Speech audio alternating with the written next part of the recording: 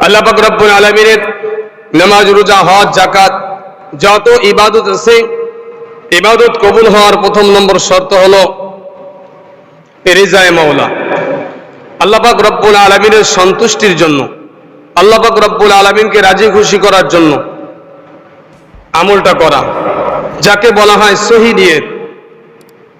যে আমলই করুক না কেন, আমলের ভিতরে যদি নিয়ত ভালো না থাকে, নিয়ত যদি সহি না থাকে, তাহলে ওই আমলটা আল্লাহর দরবারে গ্রহণযোগ্য নয়। আপনি নামাজ আদায় করলেন কিন্তু আপনার উদ্দেশ্য অন্য, আপনি হিজরত করলেন আপনার উদ্দেশ্য অন্য, আপনি কোনো দাওয়াতের কাজ করলেন আপনার উদ্দেশ্য অন্য, আপনি হজ করতে গেলেন আপনার উদ্দেশ্য অন্য। যত ইবাদত আছে সমস্ত ইবাদত আল্লাহর জন্য যদি না হয়, তাহলে ওই ইবাদতটা আল্লাহর দরবারে কবুল হবে না। আল্লাহর দরবারে কবুল হওয়ার জন্য প্রথম নম্বর শর্ত হলো আল্লাহকে রাজি খুশি করার জন্য করতে হবে। আল্লাহ যেই কাজে খুশি হয়, যে ফিলি করলে খুশি হয়, আমাদেরকে ওই ফিলি, ওই কাজ ওই ফিলি করতে হবে। আল্লাহ খুশি হয় যে কায়দায়, আপনি একটু অন্য কায়দায় করতে গেলেন, তাহলে আল্লাহ পাক রব্বুল আলামিনের দরবারে ওই আমলটা গ্রহণযোগ্যতা অর্জন করবে না। আর আল্লাহ যদি গ্রহণ না করে, তা ওই আমলের কোনো সওয়াব পাওয়া যাবে না। এজন্যই রাসূল আরবি সাল্লাল্লাহু আলাইহি ওয়াসাল্লাম বলেন, যদি কোনো ব্যক্তি নামাজ পড়ে কিন্তু নামাজটা আল্লাহর হুকুম এবং নবীজির তরিকা মতন নয়, আল্লাহকে রাজি খুশি করার জন্য নয়, এবং রাসূলের তরিকা অনুযায়ী হচ্ছে না, তাহলে ওই নামাজ ইবাদত হবে না, ওই নামাজ সওয়াব পাওয়ার উপযুক্ত হবে না, ওই নামাজ পুরস্কার পাওয়ার উপযুক্ত হবে না। আবার যদি কোনো ব্যক্তি নিজের হাজত পূরণ করার জন্য পেশাবখানায়, পায়খানায় যায়, এখানেও যদি কোনো ব্যক্তি আল্লাহর হুকুম এবং রাসূলের তরিকা অনুযায়ী যায়, তাহলে ওটাকেও আল্লাহ তাআলা আমল নামায় সবের খাতায় লিখে দিবেন। এই জন্য যে কোনো কাজ আমরা করব, এটা দুনিয়া হোক আখিরাতে হোক, উদ্দেশ্য থাকতে হবে আমি আল্লাহকে রাজি খুশি করার জন্য করতেছি। এই কাজটা করলে কি আল্লাহ খুশি হবে কিনা, যদি এভাবে নিয়ত করতে পারি, যে কোনো কাজ আমরা করব, আল্লাহ পাক রব্বুল আলামিন আমাদেরকে ওই কাজের বরকত, ওই কাজের যে সওয়াব আল্লাহ তাআলা আমাদেরকে দান করবেন। এজন্যই আমরা প্রত্যেকটা কাজ করব আল্লাহকে রাজি খুশি করার জন্য। আল্লাহ পাক রব্বুল আলামিন কোরআনের আয়াতের ভিতরে সূরাতুশ শুরা 20 নম্বর আয়াতে কারিমা তেলাওয়াত করেছি। আল্লাহ পাক রব্বুল আলামিন এখানে একটা মিসাল দিয়েছেন কৃষকের সাথে। কৃষক যখন খেতে ধান, গম, পাট, বিভিন্ন শস্য যখন লাগায়, যদি যে কৃষক ধান লাগাইছে, ওর মাস শেষে যখন সময় শেষ হয়ে যাবে, তখন সে ওই জমি থেকে ধান কেটে আনতে পারবে। যদি সে ধান না লাগায়, কোনো কিছু লাগাইলো না, তবে ওই জমিটা আগাছায় ভরপুর হয়ে যাবে। দুনিয়া এবং আখিরাতের তুলনায় করতে গিয়ে আল্লাহ পাক রব্বুল আলামিন কৃষকের সাথে তুলনা দিয়েছে। মান কানা ইউরিদু হারসাল আখিরা, যদি কোনো ব্যক্তি আখিরাতের ফসল কামাই করতে চায়, যদি কোনো ব্যক্তি ফসল কামাই করতে চায়, তাহলে তার জমিতে বীজ বপন করতে হবে। বীজ বপন না করলে সে কি পাবে না, ওই জমি থেকে ফল পাবে না। অনুরূপভাবে যদি কোনো ব্যক্তি আখিরাতের ফসল চায়, আখিরাতের ফল কামাই করতে চায়, তার মনে হলো আখিরাতের জিন্দেগিতে যদি সে সুখ শান্তিতে থাকতে চায়, সুখে শান্তিতে যদি থাকতে চায়, আখিরাতের জিন্দেগি জান্নাতে যাইতে চায়, তাহলে সে এই দুনিয়ার ভিতরে সে কি করবে, কয় ওই জমিতে ফসল বুনতে হবে, ফল লাগাইতে হবে, শস্য লাগাইতে হবে। যদি শস্য না লাগাই, তাহলে আমার ফলটা আমি পাবো না।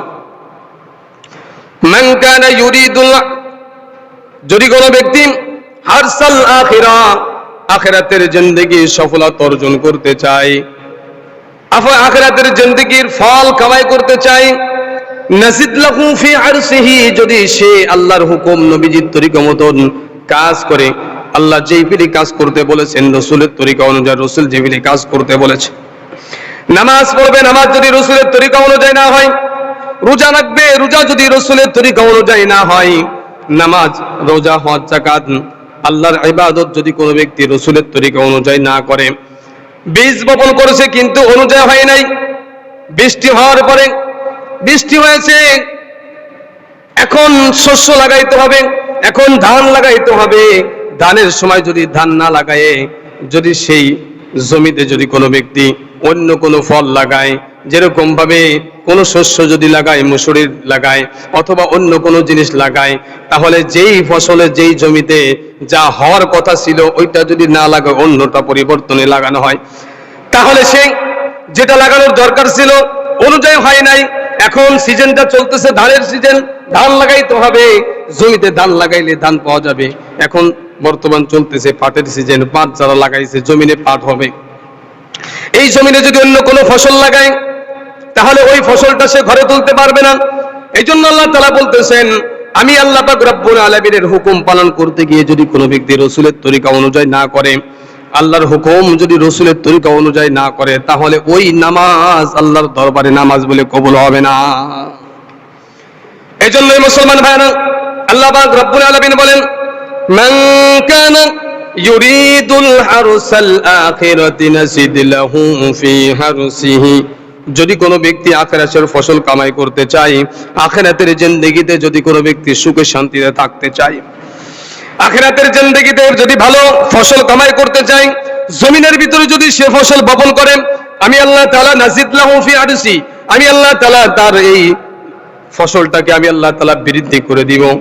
যদি দুনিয়ায় আসার মাকসাদ থাকে আখিরাত কামাই করা, আমি একটা কাজে যাইতেছি, অনেক দূরে সফরে যাইতেছি, মনে মনে চিন্তা করলাম মানুষকে আমি দাওয়াত দিব, আমি আমার কাজও হাসিল করব, কেউ যদি আমি পাই আমি দিনের দাওয়াত তাকে দিয়ে আসবো, তাহলে এই সফরটা আপনার আমল নামায়, সবের খাতায় আপনার আমল নামায় লিপিবদ্ধ করা হবে।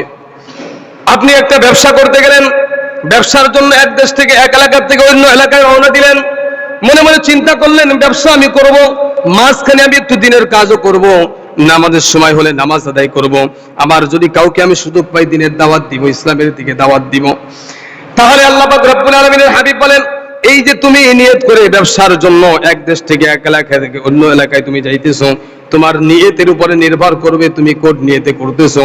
তুমি যদি এখান থেকে সফর করো আমি ব্যবসা করতে যাব, মাঝখানে যদি আমি কাউকে দিনে পাই আমি দিনের দাওয়াত দিব, নামাজ আদায় করব, দিনের পথে চলবো, আল্লাহ পাক রব্বুল আলামিনের হাবিব বলেন তোমার এই ব্যবসাটা হবে দিনের রাস্তার ব্যবসা, আর এই ব্যবসায় আল্লাহ পাক রব্বুল আলামিন তোমাকে সব দান করবে।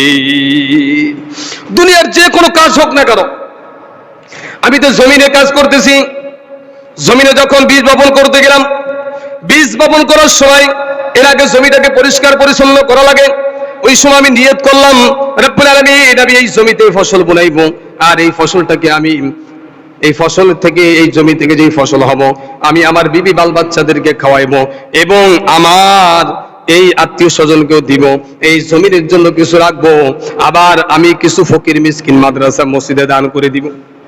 এই নিয়ত করে যখন কোনো ব্যক্তি কাজ করবে, ওই জমিদের ভিতরে যতক্ষণ পর্যন্ত কাজ করবে অতক্ষণ পর্যন্ত কাজ করা ইবাদতের ভিতরে কাটানোর সব আল্লাহ তাআলা তার আমল নামায় দিয়ে দিবি।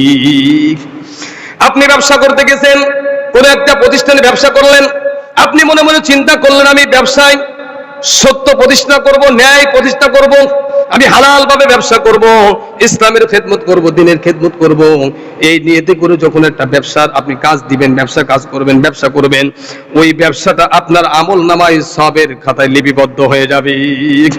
মান কানা ইউরিদুল হারসাল আখিরাতান নাজিদ লাহু ফি হারসি, যদি কোনো ব্যক্তি আখিরাতের ফসল চাই, আখিরাতে সুখে শান্তিতে থাকতে চাই, তাহলে দুনিয়ার ভিতরে নামাজ পড়তে হবে, সত্য কথা বলতে হবে, মিথ্যার কাছে যাওয়া যাবে না, হজ করতে হবে, রোজা রাখতে হবে, আর যাকাত দিতে হবে, যত ইবাদত আছে সবকিছু করতে হবে।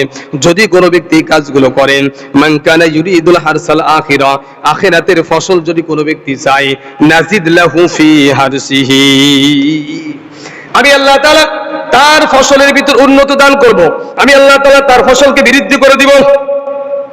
তার মনে হলো দুনিয়ার ভিতরে আমি যেই ফসলটা বপন করব আখিরাতের জন্য, আর দুনিয়া উমাজলাতুল আখিরা, দুনিয়া হলো আখিরাতের ক্ষেত, এই জমিনে আমি যখন ফসল বপন করব, জমিনের ভিতরে যখন ফসল বপন করব, আর এই ফসলের ফলটাকে আমরা আখিরাতের জিন্দেগিতে ভক্ষণ করব।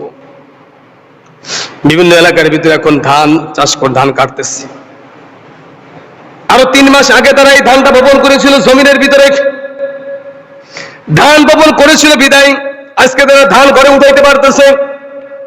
তাদের রিজিকের ফয়সালা করা হয়েছে, তাদেরকে রিজিক দেওয়া হয়েছে।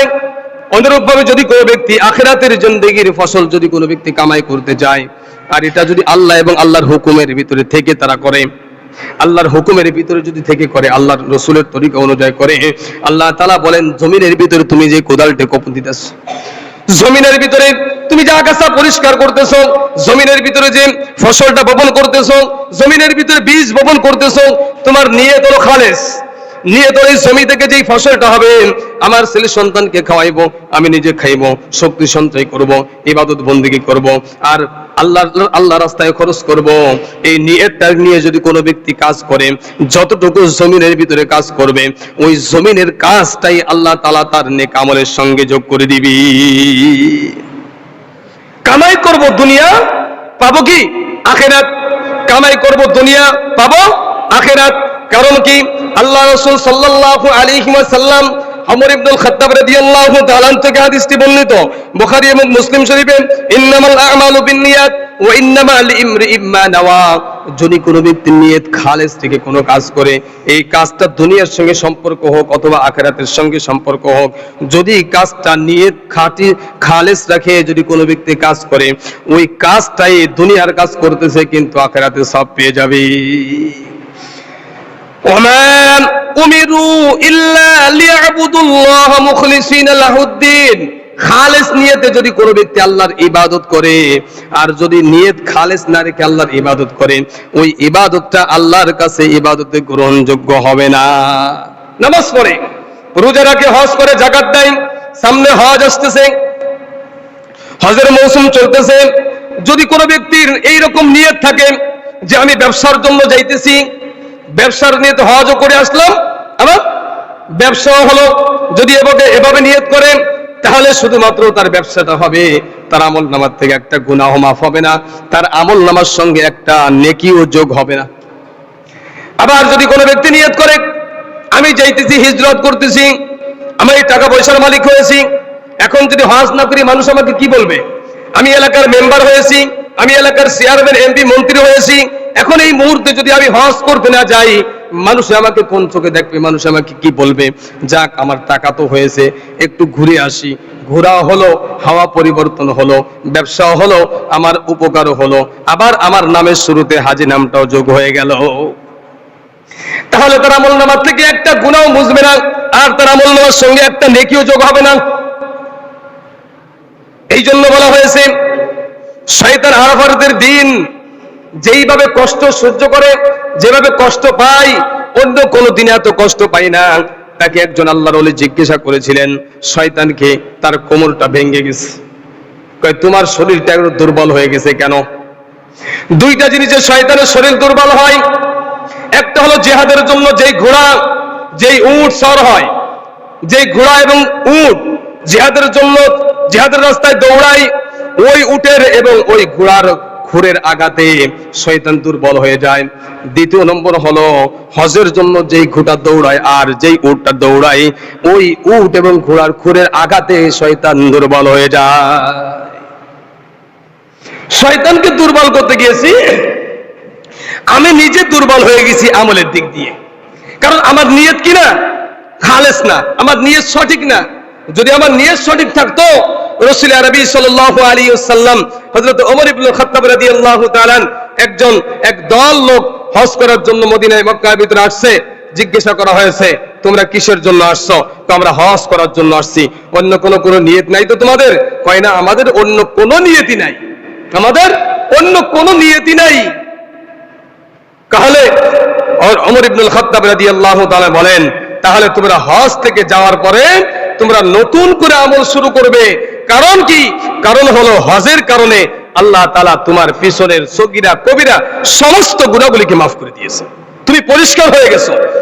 অন্য হাদিসের ভিতরে আল্লাহ রাসূল সাল্লাল্লাহু আলাইহি ওয়াসাল্লাম বলেন, একজন হাজী সাহেব যখন হজ সম্পূর্ণ করেন, খালেস নিয়তে হজ করতে যাওয়া সম্পূর্ণ করে, রাসূল আরবি সাল্লাল্লাহু আলাইহি ওয়াসাল্লাম বলেন, ও কেমন যেন মায়ের গর্ভের থেকে ভূমিষ্ঠ হয়েছে কিছুক্ষণ আগে।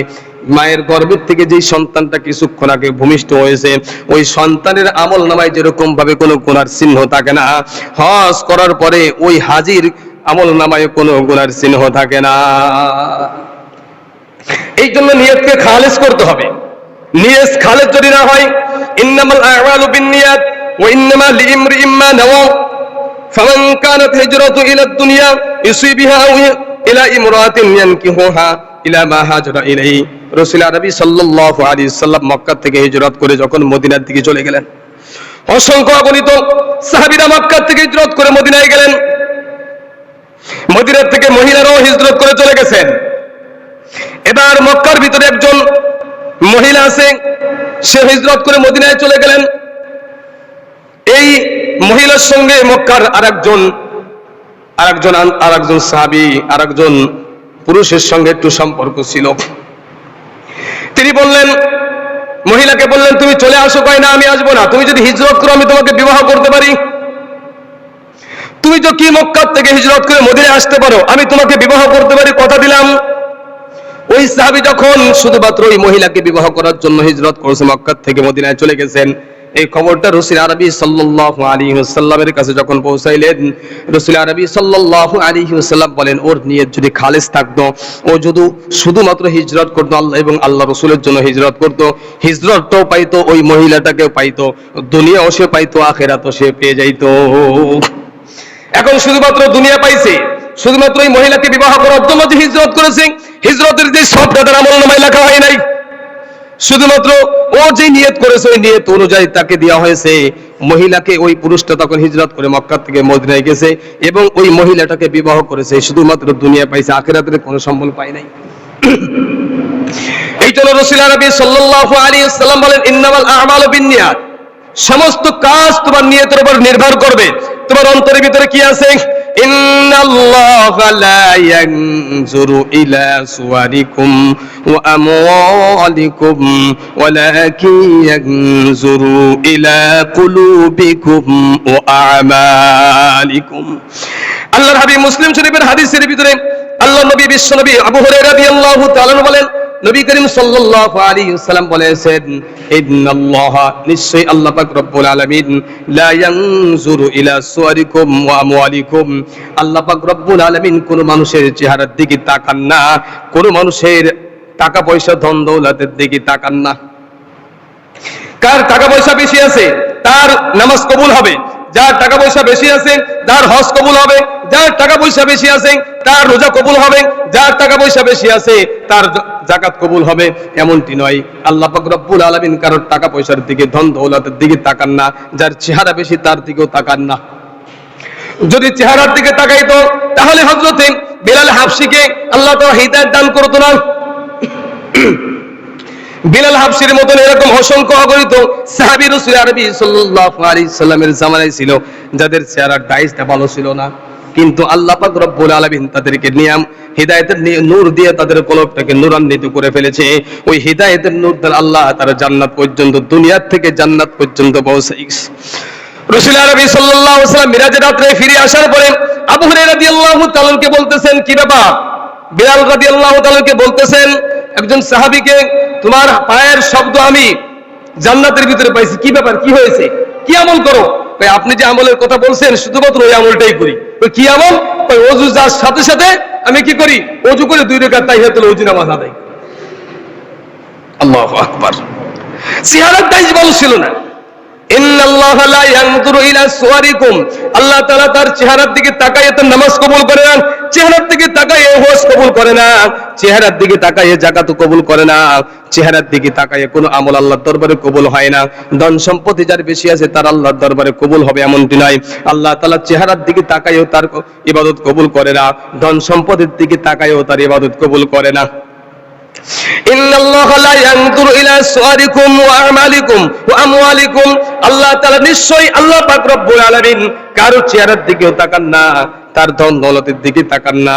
ওয়ালাকিন ইয়ানজুরু ইলা কুলুবিকুম ওয়া আমালিকুম, আল্লাহ তাআলা দেখেন দুইটা জিনিস, 1 নম্বর কলব, অন্তরের ভিতরে কি আছে, আর 2 নম্বর আমল। এই দুইটা জিনিস আল্লাহর দিকে তাকান, ধন সম্পদের দিকে আল্লাহ তাকান না, চেহারার দিকে আল্লাহ তাআলা তাকান না, দুইটা জিনিসের দিকে তাকান। একটা হলো কোন নিয়তে আমলটা করতেছে, আর আমলটার দিকে তাকান। যদি আমলটা হয় আল্লাহর জন্য, ওই আমলটা আপনার ইবাদতে গণ্য হয়ে যাবে। মান কানা ইউরিদুল হারসাল আখিরাত নাসিদ লাহু ফি হারসি, যদি কোনো ব্যক্তি আখিরাতের ফসল কামাই করতে চায়, আমি আল্লাহ তাআলা তার আখিরাতের ফসলে উন্নতি দান করব। ওমান কানা ইউরিদু হারসাদ দুনিয়া নুতি মিনহা ওয়া মা লাহু ফিল আখিরাতি মিন নসিব। আর যদি কোনো ব্যক্তি আখিরাত কামাই করতে না চায়, দুনিয়াই কামাই করতে চায়, আল্লাহর কাছে চাইলো, মান কানা ইউরিদুল আজিলাতা আজ্জালনা লাহু ফিহা মা নাশাউ লিমান নুরিদ সুম্মা জাআলনা লাহু ফিহা। আল্লাহ পাক রব্বুল আলামিন বলেন, কোন ব্যক্তি দুনিয়া যদি চায়, আল্লাহ পাক রব্বুল আলামিন ওর চাওয়া অনুযায়ী কিন্তু দুনিয়া দিব না। আমাদের চাওয়া অনুযায়ী আল্লাহ তাআলা দুনিয়া দিব না। আল্লাহ তাআলা যতটুকু আমাদের ভাগ্যে লিখে রাখছে অতটুকু দিব। আপনি মেহনত করেন বা না করেন, আপনার ভাগ্যে যেটা আছে সেটা হবেই। আপনি মেহনত করেন বা না করেন, আপনি কাজ করেন বা না করেন, আপনি কাজ করতেছেন এই জন্য যে আল্লাহ তাআলা আপনাকে সম্পদ দিবেন এমনটি নয়। হতে পারে আপনার কাজের কারণে আরেকজনের বরকতে আপনাকে দিছে। রাসূলের জামানায় দুই ভাই, একবার রাসূলের কাছে সবসময় বসে থাকে, রাসূলের দরবারে বসে বসে রাসূলের কাছ থেকে তালিম নেয়, ইসলামের তালিম নেয়, দ্বীনের তালিম নেয়। আর এক ভাই কাজকর্ম করে। রাসূল সাল্লাল্লাহু আলাইহি ওয়াসাল্লামের দরবারে এসে নালিশ করতেছে, ইয়া রাসূলুল্লাহ, আমার এই ভাই আমার কাজে একটু সহযোগিতা করে না, ও একটু কাজই করে না, ও খালি খায় আর আপনার দরবারে আসে বসে থাকে। রাসূল বললেন, তুমি কি মনে করো যে তোমার চেষ্টায় তোমাকে কাজ দেওয়া হচ্ছে? তোমার কাজ আল্লাহ বন্ধ করে দেয়, তখন তুমি কি করবা? বলছে, তোমার ভাই যে আমার কাছে বসে থাকে, আমার কাছ থেকে দ্বীন শেখে, আমার কাছ থেকে ইসলাম শেখে, এই শিখার বদৌলতে আল্লাহ তাআলা তোমাকে কাজের সন্ধান দেয়। এই জন্য যদি কোনো ব্যক্তি আখিরাতের ফসল কামাই করতে চায়, আল্লাহ তাআলা ফসলের উপরে উন্নতি দান করব। আর যদি কোনো ব্যক্তি দুনিয়া কামাই করতে চায়, তা আল্লাহ তাআলা বলেন যে আমি আল্লাহ তাআলা দুনিয়া থেকে ওয়ামান কানা ইউরিদু হারসাদ দুনিয়া নুতি মিনহা, নুতি বলা হয়েছে ওই দুনিয়া থেকে সামান্য কিছু দেব। সামান্য কতটুকু এটুকু আর বলে নাই, সামান্য থেকে সামান্য আমি আল্লাহ তাআলা তোমাকে দিব। কিন্তু ওয়া মা লাহু ফিল আখিরাতি মিন নাসিব, আখিরাতের জিন্দেগি তোমার জন্য কিছুই থাকবে না। যে ব্যক্তি দুনিয়া চায়, আমি আল্লাহ তাআলা তাকে দুনিয়াই দিয়ে দিব, তবে দুনিয়া তার চাহিদা অনুযায়ী দিব না। সূরাতুল বনী ইসরাইল 18 নম্বর হাদিসে আয়াতের ভিতরে আল্লাহ পাক রব্বুল আলামিন বলেন, মান কানা ইউরিদুল আজিলাতা আজ্জালনা লাহু ফিহা মা নাশাউ লিমান নুরিদ সুম্মা জাআলনা লাহু ফিহা জাহান্নামা। রাসূল আল্লাহ পাক রব্বুল আলামিন বলেন, যে ব্যক্তি আখিরাত দুনিয়া চাই, আমি আল্লাহ তাআলা দুনিয়া দিব, তবে কতটুকু দিব? তাই মান কানা ইউরিদুল আজিলাতা আজ্জালনা লাহু ফিহা, আমি আল্লাহ তাআলার চাহিদা অনুযায়ী দিব। আমি আল্লাহ তাআলার চাহিদা অনুযায়ী দিব, মানুষের চাহিদা অনুযায়ী দিব না। আমরা অনেক সময় মনে মনে নিজে নিজে ভাবি, আল্লাহ আমি যদি 5 লাখ টাকার মালিক হতাম, মনে মনে চিন্তা করি না? অনেক সময় চিন্তা করি আমরা, অনেকেই বসে বসে এরকম চিন্তা করি, যদি আমি 2টে গাড়ির মালিক হতাম, একটা গাড়ির মালিক হতাম, একটা বাড়ির মালিক হতাম। এইভাবে আমরা বিভিন্ন সময় বিভিন্ন চিন্তা করি। অনেক সময় দোয়ার ভিতরে আমরা অনেক সময় বলে ফেলি, আল্লাহ তুমি আমার জন্য দুনিয়ায় কিছু দিয়ে দাও। আল্লাহ তাআলা বলেন যে আমি আল্লাহ তাআলা তোমার চাহিদা অনুযায়ী দিব না। তুমি তো অনেক কিছু চাইতে পারো, তুমি দুনিয়াটা ধরেই চাইলা, কিন্তু আমি আল্লাহ তাআলা তোমাকে দুনিয়া ধরে দিব না। আমি আল্লাহ তাআলা যতটুক তোমার জন্য উপকার মনে করব, অতটুকুই আমি আল্লাহ তাআলা তোমাকে, যতটুক আল্লাহ তাআলা তোমার জন্য নির্ধারিত করেছে অতটুকু তুমি পাইবা, এর বেশি তোমাকে দেয়া হবে না। তবে আল্লাহ তাআলা বলেন, আখিরাতের যদি তুমি চাও, আখিরাতের জন্য তুমি চাও, তাহলে আমি আল্লাহ তাআলা আখিরাতে ভরপুর দেব, দুনিয়াও ভরপুর দিয়ে দেব, দুনিয়াও দিব, আখিরাতেও দিব। আর যদি দুনিয়া চাও, আমি তোমাকে দুনিয়া দিব, তবে দুনিয়া পুরোটা দিব না, সামান্য দিব তোমাকে, আর আখিরাতে তোমার কোনো কিছুই থাকবে না। এবং বলেছেন সুম্মা জাআলনা লাহু জাহান্নামা ইয়াসলাহা মাযমুমান মাদহুরা, আমি আল্লাহ তাআলা তোমাকে অপদস্থ অপমানিত করে তোমাকে আমি আল্লাহ তাআলা জাহান্নামে দিয়ে দিব। এই জন্য মুসলমান ভাইরা, দুনিয়া এসেছি অল্প সময়ের জন্য, অল্প সময়ের দুনিয়া। যে কোনো আমল আমরা করব খালেস নিয়তে করব। ওয়া মা উমিরু ইল্লা লিয়াবুদুল্লাহ মুখলিসিনা লাহুদ্দিন, আল্লাহ তাআলা বলেন আমি তো তাকে কোনো আদেশ দিই না ইল্লা লিয়াবুদু, একমাত্র আমার ইবাদত ছাড়া, আমাকে সিজদা করা ছাড়া, আমার গোলামি করা ছাড়া আমি তো তাকে জোর জবরদস্তি করে কোনো হুকুম দিই না যে অন্য কাজ করো। আমি বলতেছি ওয়া মা উমিরু ইল্লা লিয়াবুদুল্লাহ মুখলিসিনা লাহুদ্দিন, আমি আল্লাহ তাআলার হুকুমটাকে খালেস নিয়ে দেব, খালেস নিয়ে তো করো। ওয়া মিনান নাসি মান ইয়াশতারি নাফসাহু ইবতিগা মারদাতিল্লাহি ওয়াল্লাহু রাউফুম বিল ইবাদ। আল্লাহ পাক রব্বুল আলামিন বলেন মানুষের মধ্যে অনেক মানুষ আছে যারা আমি আল্লাহ পাক রব্বুল আলামিনের জন্য তাদের জীবনকে উৎসর্গ করে দেয়, আমি আল্লাহ তাআলা তাদেরকে সফলতা দান করব। খালেস নিয়তে করতে হবে যে আমল আমরা করি না কেন। সামনে আসতেছে আমাদের কুরবানি এবং হজের মৌসুম চলতেছে, এই আমলটা আমরা করব আমাদের নিয়তটাকে খালেস রেখে।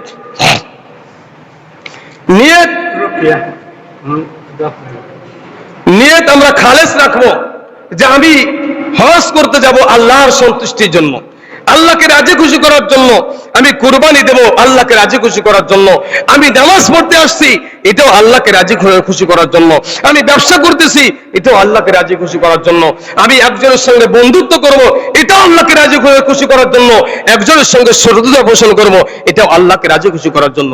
তাহলে প্রত্যেকটা কাজ যদি আমি আল্লাহকে রাজি খুশি করার জন্য করি, তা প্রত্যেকটা কাজ আমার আমল নামায় সবের খাতায় লিপিবদ্ধ হয়ে যায়।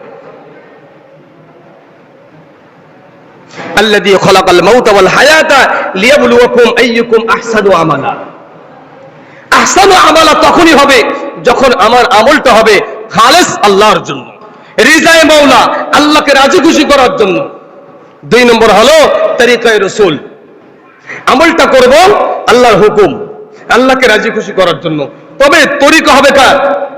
রাসূলের, মুহাম্মদ রাসূলুল্লাহ সাল্লাল্লাহু আলাইহি ওয়াসাল্লাম। এইজন্যই রাসূল আরবি সাল্লাল্লাহু আলাইহি ওয়াসাল্লাম বলেছেন তুমি নামাজ পড়তে পড়তে কপালে দাগ বানিয়ে ফেলেছো, নামাজ পড়তে পড়তে সকাল করে ফেলেছো, নামাজ পড়তে পড়তে তোমার মৃত্যু হয়ে গেছে, কিন্তু ওই নামাজটা রাসূলের তরিকা হচ্ছে না, তবে তোমার এই নামাজ নামাজ হবে না, তোমার ওই ইবাদত ইবাদত হবে না, তুমি ওই ইবাদতে আল্লাহর কাছে একটা সওয়াবের আশাও করতে পারো না। তবে যদি তুমি 2 রাকাত নামাজ আদায় করো, 2 রাকাত নামাজ যদি তুমি আল্লাহর জন্য খালেস নিয়তে আদায় করতে পারো, আমি আল্লাহ পাক রব্বুল আলামিনের সন্তুষ্টির জন্য 2 রাকাত নামাজ আদায় করলাম, আর এই 2 রাকাত যদি আল্লাহর সন্তুষ্টির জন্য হয়, মসজিদে আসি নামাজ আদায় করার জন্য কেন আসছি? আল্লাহ আমাকে আদেশ করেছেন, আল্লাহর হুকুম পালন করার জন্য আমি মসজিদের ভিতরে আসছি, মসজিদ নামাজ আদায় করার জন্য আসছি। হজ কেন করতে গেলাম? হজ একমাত্র আল্লাহর সন্তুষ্টির জন্য। আল্লাহ আমাকে হুকুম করেছে, আমাকে টাকা পয়সার মালিক বানিয়েছেন, আল্লাহ আমাকে হুকুম করেছেন হজ করার জন্য, এই জন্য হজে আসছি। হযরত ওমর ইবনুল খাত্তাব রাদিয়াল্লাহু তাআলা হযরত আসওয়াদ, যে আসওয়াদ নামক পাথরটাকে বাইতুল্লাহর গিলাফের সঙ্গে লাগানো হয়েছে, সমস্ত পৃথিবীর মুসলমানেরা ওই পাথরটাকে চুমা খাওয়ার জন্য ব্যস্ত হয়ে পড়ে। হযরত ওমর ইবনুল খাত্তাব রাদিয়াল্লাহু তাআলা চুমা খাওয়ার জন্য যখন এই পাথরের কাছে চলে গেলেন, পাথরের অনেক কিছু খাসিয়াত রয়েছে, পাথরের ভিতরে পাথরের কাছে রয়েছে। ওমর ইবনুল খাত্তাব রাদিয়াল্লাহু তাআলা পাথরকে ডাক দিয়ে বলতেন, পাথর রে, তুমি শুধুমাত্র একটা পাথর, আমি যদি রাসূল সাল্লাল্লাহু আলাইহি সাল্লামকে চুমা খাইতে না দেখতাম, আমি যদি নিজে যদি রাসূলকে চুমা খাইতে না দেখতাম, আমি তোমাকে কিন্তু চুমা খাইতাম না, কারণ তোমার ভিতরে কোনো শক্তি নাই, তোমার ভিতরে কোনো গুণ নাই। যদি আল্লাহ তাআলা রাসূলের হুকুম না হতো, আমি কিন্তু তোমাকে চুমা খাইতাম না।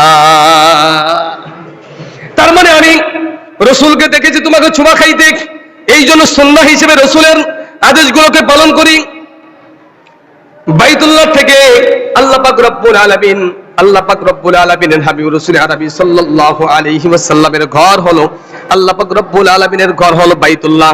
বাইতুল্লাহর দিকে কেন আমরা সিজদা করব? আল্লাহকে সন্তুষ্ট করার জন্য। রাসূল আরবি সাল্লাল্লাহু আলাইহি ওয়াসাল্লাম বলেছেন, মাসলার ভিতরে আসছে, তুমি এমন একটা জায়গায় তুমি গিয়েছো যেখানে পূর্ব পশ্চিম উত্তর দক্ষিণ কোন দিক তুমি খুঁজে পাইতেছো না। তোমার দিক খুঁজে পাইতেছো না, তুমি কোন দিকে নামাজ আদায় করবা? আল্লাহ কিন্তু সব দিকে আছে। পূর্ব দিকেও আল্লাহ আছে, পশ্চিম দিকেও আল্লাহ আছে, উত্তর দিকেও আল্লাহ আছে, দক্ষিণ দিকে আল্লাহ আছে, সব দিকে কিন্তু আল্লাহ আছে। তবে আল্লাহ তাআলার হুকুম হলো, রাসূলের তরিকা হলো পশ্চিম দিকে। প্রত্যেককে কিবলামুখী হয়ে নামাজ আদায় করতে হবে, প্রত্যেকের কিবলামুখী হয়ে নামাজ আদায় করতে হবে, এটা হলো আল্লাহর হুকুম। তোমরা, আমি আল্লাহর হুকুম হলো আমার কিবলার দিকে ফিরে তোমরা নামাজ আদায় করবে। এটা যদি আল্লাহর হুকুম না হতো, রাসূল আরবি সাল্লাল্লাহু আলাইহি ওয়াসাল্লাম বাইতুল মুকাদ্দাসের দিকে নামাজ আদায় করতেছিলেন। নামাজের ভিতরে 2 রাকাত পড়া হয়ে গেছে, 4 রাকাত বিশিষ্ট নামাজ 2 রাকাত পড়া হয়ে গেছে। ওই নামাজের ভিতরে আল্লাহ রাসূল সাল্লাল্লাহু আলাইহি সাল্লাম তার মুখটা ফিরিয়ে বাইতুল্লাহর দিকে তার মুখটা করে নিলেন। এটা হলো আল্লাহর হুকুম। আমি পশ্চিম দিকে নামাজ আদায় করি আল্লাহর হুকুমে, আল্লাহ পড়তে বলেছে এই জন্য পড়ি। এমন একটা স্থানে গিয়েছি পূর্ব পশ্চিম উত্তর দক্ষিণ কোন দিক খুঁজে পাইতেছি না। মাসলার ভিতরে আসছে, হাদিসের ভিতরে আসছে, তুমি যেখানে যেই দিকে তোমার মনটা টানে, মন যেই দিকে সাক্ষী দেয়, তুমি ওই দিকে নামাজ আদায় করবে। তোমার নিয়ত থাকবে আমি আল্লাহকে সিজদা করতেছি, আল্লাহর হুকুম পালন করতেছি। আল্লাহর হুকুম পালন করতে গিয়ে যেই দিকেই তুমি সিজদা করো, ওই সিজদা আল্লাহর আদালতে কবুল হয়ে যাবে। যেদিকেই তুমি সিজদা করো না কেন, সন্তুষ্ট থাকতে হবে, ইচ্ছা থাকতে হবে একমাত্র আল্লাহর সন্তুষ্টি। আল্লাহকে রাজি খুশি করার জন্যই আমি আজকে ইবাদত করতেছি। আল্লাহ আমাকে হুকুম করেছে এই জন্য আমি নামাজ আদায় করতে আসছি। আল্লাহ আমাকে হুকুম করেছে এই জন্য আমি হজ করতে গিয়েছি। আল্লাহ আমাকে ধন সম্পদের মালিক বানিয়েছেন, আমার পরে দায়িত্ব দিয়েছেন, এই জন্য আমি কুরবানি দিতেছি। অন্য কোনো উদ্দেশ্যে যদি কোনো ব্যক্তি আল্লাহর কোন ইবাদত করে, ইবাদতে কোনো সওয়াব হবে না, বরং গুনাহ হবে। এই জন্যই আমাদের নিয়তকে খালেস করতে হবে। আখলিস দীনাকা ইয়াকফিকাল আমালুল কলিল। ফুলসিরাতের রাস্তা পার হওয়ার জন্য 2 রাকাত নামাজ যথেষ্ট। ফুলসিরাতের রাস্তা পার হওয়ার জন্য 2 রাকাত নামাজ লাগবে। তবে এই 2 রাকাত নামাজ কবুল হতে হবে। 30,000 বছরের রাস্তা, চুলের থেকে চিকুন হবে, হীরার থেকে ধার হবে যে রাস্তাটা, তার তলদেশে থাকবে জাহান্নামের আগুন দাউ দাউ করে জ্বলতেছে। এই রাস্তা দিয়ে আপনার পার হয়ে ওই পার যেতে হবে যদি আপনি জান্নাতে যাইতে চান। আপনি যদি জান্নাতে যাইতে চান তো এই রাস্তা দিয়ে পার হয়ে যাইতে হবে। দুনিয়ার আদম আলাইহিস সালাম থেকে নিয়ে কিয়ামতের আগ পর্যন্ত যত মানুষ দুনিয়া আসবে সবাই একই রাস্তা। সবার জন্য রাস্তা কয়টা? রাস্তা একটা। এই একটা রাস্তায় পার হতে হবে সবার জন্য। তবে সবাই কিন্তু রাস্তাতে পার হতে পারবে না। সবাই কিন্তু কি করতে পারবে না? রাস্তাতে পার হতে পারবে না। দেখেন না, অনেকে সাইকেল চালানো শেখে, 1 চাকা সাইকেল চালায়। দেখছেন আপনারা? এক চাকার সাইকেল চালাইতেছে, ছোট্ট একটা রাস্তা দিয়ে সাইকেল চালাইতেছে। এমনি পারে নাকি? ওর জন্য কোনো কিছু মেহনত করা লাগছে না? তো ওই 30,000 ফুলসিরাতের রাস্তাকে পার হওয়ার জন্য দুনিয়ায় মেহনত করা লাগবে। মেহনতটা কি? আল্লাহর হুকুম নবীজির তরিকা। মেহনতটা কি? আল্লাহর হুকুম নবীজির তরিকা। আল্লাহর হুকুম এবং নবীজির তরিকায় মেহনত করলে ওই 30,000 বছরের ফুলসিরাতের রাস্তা 2 রাকাত নামাজ আপনাকে পার করে নিবে। বলা হয়েছে বিদ্যুৎ সুইচ চাপ দিলে ফ্যান চলতে কতটুকু দেরি হয়? বিদ্যুতের ফ্যানের সুইচ চাপ দিলে ফ্যান যদি 100 হাত দূরে থাকে, 100 হাত দূরে আপনি এখান থেকে সুইচ চাপ দিলেন, কতক্ষণ লাগবে? 100 মিনিট লাগবে ফ্যান চলতে? কয়েক সেকেন্ডের ভিতরে ফ্যান কি ঘোরা শুরু করে দিবে। এর থেকেও দ্রুত কিছু মানুষ ফুলসিরাতের রাস্তা 30,000 বছর রাস্তা পার হয়ে যাবে। সুবহানাল্লাহি বিহামদি। 30,000 ফুলসিরাতের রাস্তা কি হবে? এই বিদ্যুতের ন্যায়, মানে বিদ্যুৎ যেরকম চমক দিছে, ওই চমকের ভিতরে যত সময় নিছে এই সময়ের ভিতরে সে কি পার হয়ে ওই পার চলে যাবে।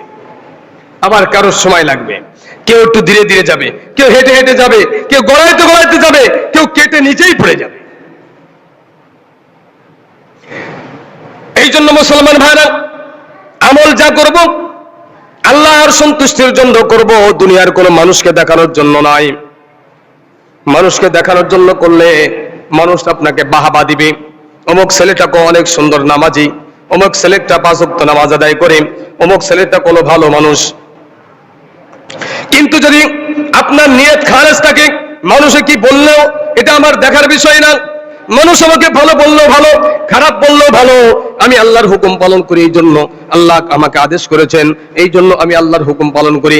আমাকে আল্লাহ হুকুম করেছেন রমজান মাসে রোজা রাখতে, কে কি বললো এটা দেখার সময় নাই, আমি আল্লাহর জন্য রমজান মাসের রোজাগুলি রাখবো। সামনে কুরবানি আসতেছে, কুরবানি করব একমাত্র আল্লাহর সন্তুষ্টির জন্য, খালেস নিয়তে। ইন্নামাল আমালু বিন্নিয়াত, শুধুমাত্র আল্লাহর সন্তুষ্টির জন্য যদি ইবাদত বন্দেগী করতে পারি, ওই ইবাদত আল্লাহ পাক রব্বুল আলামিনের দরবারে কবুল হবে। আর আল্লাহ পাক রব্বুল আলামিনের দরবারে যদি কবুল হয়ে যায়, আহসানু আমালা হবে। আর আহসানু আমালার জন্য আল্লাহ পাক রব্বুল আলামিন জান্নাতের ফয়সালা করে দিবেন। মান কানা ইউরিদুল আজিলাতা আজ্জালনা লাহু ফিহা মা নাশাউ লিমান নুরিদ সুম্মা জাআলনা লাহু জাহান্নামা ইয়াসলাহা মাযমুমান মাদহুরা ওয়া মান কানা ইউরিদুল হারসাল আখিরাতা নাসিদ লাহু ফি হারসিহি।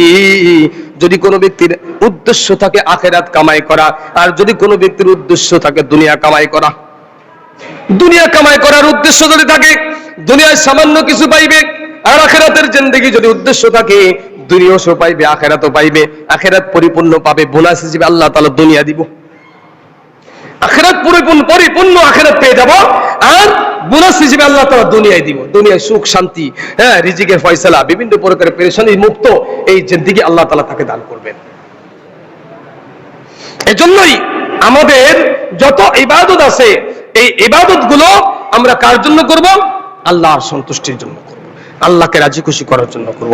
আমি আল্লাহর রাস্তায় দান করতেছি, উদ্দেশ্য হলো আমি আল্লাহর সন্তুষ্টি করার জন্য, আল্লাহকে সন্তুষ্ট করার জন্য দান করতেছি। এই জন্য বলা হয়েছে আখলিস দীনাকা ইয়াকফিকাল আমালুল কলিল। অল্প আমল যদি হয়, এই আমলটা তোমাকে জান্নাতে নিয়ে যাওয়ার জন্য যথেষ্ট। যদি আমলের ভিতরে কি না থাকে, আমলের ভিতরে চূড়া লিক না থাকে, আমলের ভিতরে কোনো ত্রুটি না থাকে, আমলের ভিতরে ছিদ্র না থাকে, তাহলে ওই আমল একটা আমলে আপনাকে জান্নাতে নিয়ে যাবে। এই জন্য ভাই 2 রাকাত নামাজই জান্নাতে নিয়ে যাব। এখন 60 বছরের জিন্দেগির ভিতরে কত যে 2 রাকাত নামাজ আদায় করলাম, কত 2 রাকাত নামাজ আদায় করলাম কিছুই জানি না, হিসাব নাই কত নামাজ আদায় করেছি।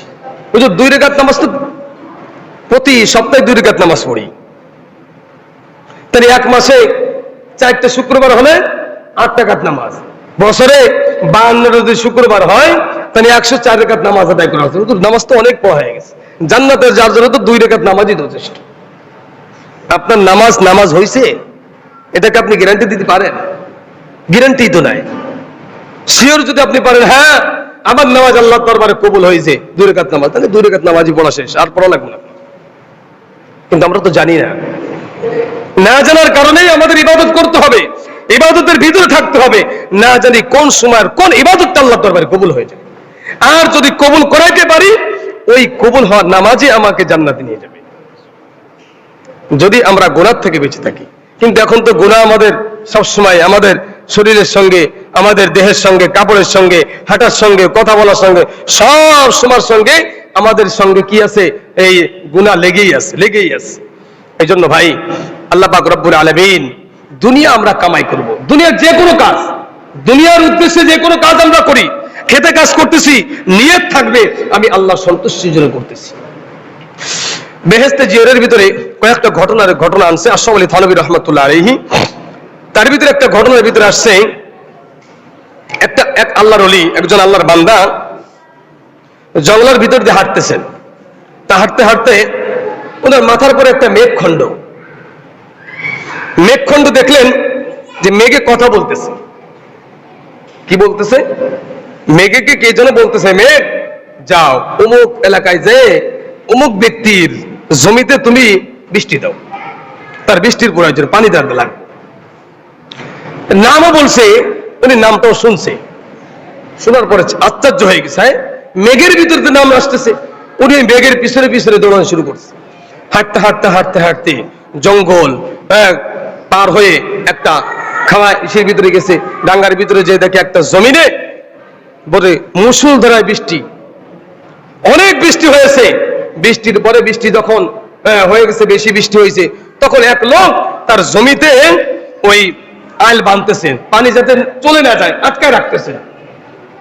তাই লোকটা হাঁটতে হাঁটতে জমিনের কাছে যায়, দেখে একটা লোক তিনি কি করতেছেন, তার জমির আল বাইন্ধে পানিকে আটকায় রাখতেছেন তার জমিতে। লোকটা জিজ্ঞাসা করছে, ভাই তোমার নাম কি?